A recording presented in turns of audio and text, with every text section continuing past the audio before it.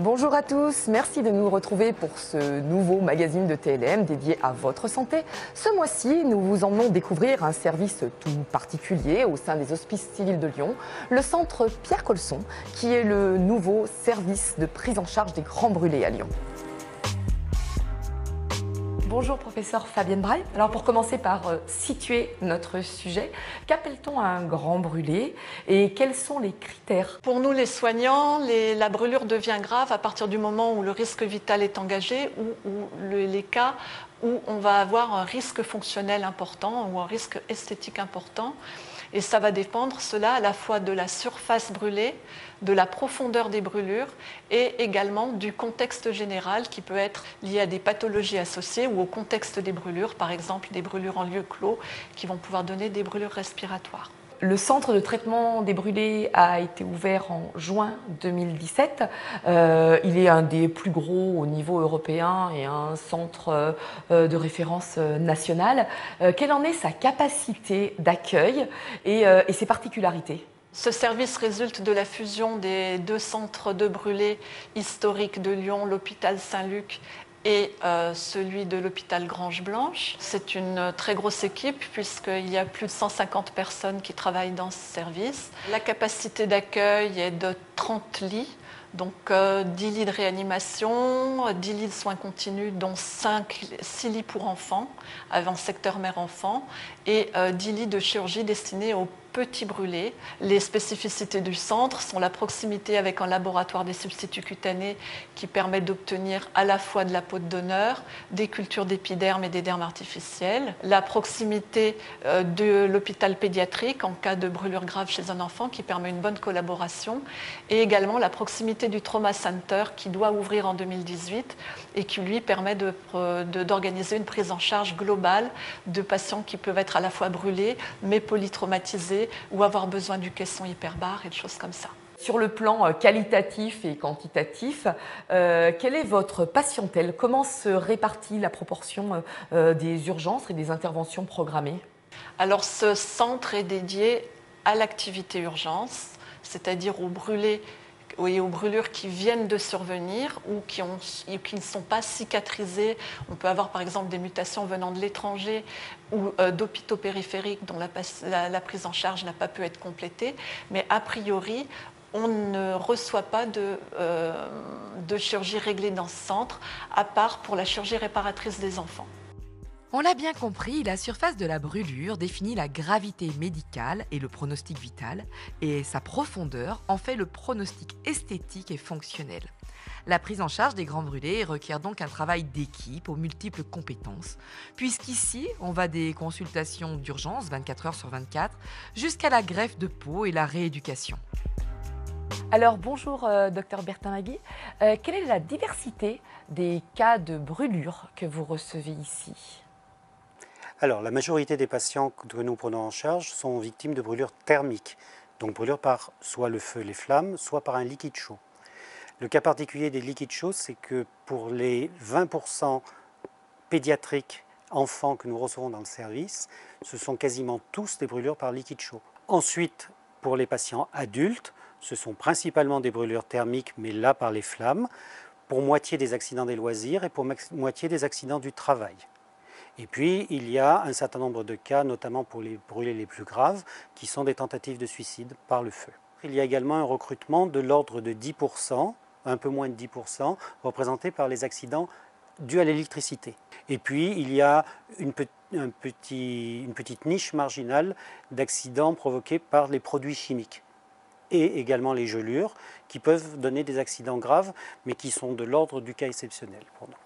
Alors c'est une pratique assez peu connue du grand public. On peut mettre les patients en sédation profonde, une sorte de coma artificiel qui peut durer plusieurs semaines, plusieurs mois. Comment cela se passe-t-il très concrètement ? En fait, c'est une technique qui n'a rien de spécifique au centre de brûlés, c'est quelque chose de courant dans tous les services de réanimation et de soins intensifs. Là, c'est simplement appliqué aux brûlés les plus graves, avec une vigilance toute particulière sur la prise en charge de la douleur, puisque par définition, la brûlure est quelque chose d'extrêmement douloureux. Et en plus, la réfection des pansements ou les interventions chirurgicales répétées, plusieurs fois par semaine, nécessitent bien évidemment une prise en charge de la douleur particulièrement vigilante, particulièrement adaptée. Pour quelques cas, nous sommes arrivés à être contraints de faire dormir nos patients pendant 4 à 6 mois avant de pouvoir les réveiller dans des bonnes conditions de confort. La proximité des unités de soins avec le laboratoire des substituts cutanés, qui se trouve juste au rez-de-chaussée du bâtiment dans lequel nous sommes, fait du centre des grands brûlés de l'hôpital Édouard Herriot un centre unique en Europe. Au sein de la banque de tissus et cellules des Hospices civils de Lyon, ce laboratoire assure notamment la fabrication de feuillets épidermiques pour recouvrir les zones brûlées sur les patients atteints et la culture de peau pour les greffés. Bonjour, docteur Céline Enfants. Quelle est votre activité en collaboration avec le service des brûlés? Les missions des banques de tissus et cellules, c'est de réceptionner des tissus humains, des cellules humaines, de les qualifier pour les rendre disponibles pour la greffe. Alors maintenant, on sait aussi fabriquer de la peau reconstruite sur un modèle mis au point initialement par votre prédécesseur, Odile Damour. Où en est-on aujourd'hui de la recherche et quels espoirs cela suscite? Oui, on sait reconstruire une peau avec un épiderme vivant et sur un derme vivant. Mais c'est un modèle qui est difficilement applicable pour le grand brûlé parce qu'il faut 49 jours minimum pour obtenir une peau reconstruite. Et ce n'est pas applicable sur les phases aiguës de traitement de la brûlure. Alors ce qu'on développe depuis récemment, depuis 1 an et demi, c'est une reconstruction de la peau qui utilise la bioimpression 3D. Et l'avantage, c'est qu'on crée à la fois un derme et un épiderme. Avec le feuillet épidermique, on recrée juste l'épiderme, donc la fonction barrière de la peau. Avec l'espoir de la bioimpression 3D, on recrée aussi le derme sous-jacent qui assure tout ce qui est résistance et élasticité de la peau. Les premiers essais précliniques sont très encourageants. On espère d'ici 2 ans pouvoir avoir un essai clinique chez le patient. Damien Decran a rencontré une patiente gravement brûlée au niveau de la face qui a bénéficié d'une reconstruction et qui a accepté de témoigner. Un reportage. Il s'agit d'un masque qu'on doit porter jour et nuit. Au niveau du moule du visage, ça peut être là, d'autres personnes, ça peut être le visage entier, voilà. Donc ça s'appelle un masque conformateur, ce qui vous permet pour que les cicatrices soient moins rouges, pour qu'elles blanchissent plus vite, pour pas qu'elles s'étalent, pour pas qu'elles bourgeonnent, pour avoir une peau comme j'ai. C'est un complément avec la chirurgie et la kinésithérapie. Depuis bientôt 2 ans, Diana porte ce masque jour et nuit. C'est en août 2016 qu'elle subit de graves brûlures chimiques au niveau de la tête, du visage, du cou, de la poitrine, du pubis et de la jambe gauche. La douleur est si forte que Diana est rapidement placée sous coma artificiel, 2 mois durant lesquels elle va subir de multiples interventions chirurgicales. On m'a pris de la peau sur les bras, sur les fesses, sur le ventre, sur les cuisses, sur les mollets, toutes les parties saines en fait de mon corps, pour pouvoir être greffé sur les parties brûlées. On a récupéré de la peau sous mon bras pour me refaire ma paupière, puisque mon œil ne se fermait pas. J'ai subi une chirurgie du cou pour essayer de gagner un peu plus de souplesse. J'ai eu une réduction mammaire pour pouvoir retirer le maximum de brûlures. Et ça a été très, très bien. Douloureux, très très douloureux. Chaque chirurgie est très douloureuse et je souffre énormément. C'est terrible. Sincèrement, chaque jour, je me demande comment je réussis à surmonter ces douleurs, mais c'est vraiment insoutenable. Hein. C'est des douleurs, même si vous prenez des médicaments pour la douleur, voilà, c'est là, quoi. Les résultats, on va dire, c'est pas magique, hein. C'est surtout du travail. Alors, ma chirurgienne et ensuite les kinés prennent le relais. Ma peau a changé de couleur, c'est plus souple. Il y a plein de choses que je ne pouvais plus faire. Je ne pouvais plus manger une pomme. Grâce à mes séances de kiné, on a assoupli la peau de mon visage. Je peux croquer dans une pomme, je peux manger. Aujourd'hui, Diana effectue 9 heures de séances de kiné par semaine. De nouvelles chirurgies au niveau de l'œil, du visage et du cou sont planifiées. C'est difficile, il y a beaucoup de chirurgie, mais le résultat est là. Il n'y a pas de loupé, parce que c'est que du positif.